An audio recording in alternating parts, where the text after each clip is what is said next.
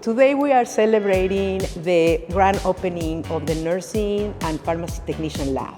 They're very impressive by themselves, but for me it means how the spirit of association of Lewis University materializes.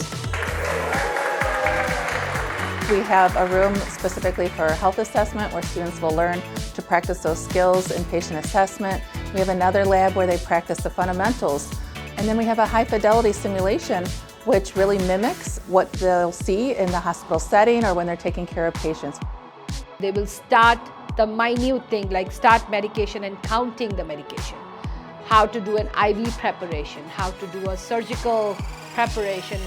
Everything will be worked in this lab on these tables by the medication. They actually deal with stuff in order to get ready to go to the real world. They're not only learning this knowledge in a book, but they're also getting to practice it, right? So they're practicing it here in our labs with these very realistic mannequins, and then that helps prepare them to take care of real patients. So our program involves all three of that, in the classroom with a book, in the lab, and also out at our clinical partners.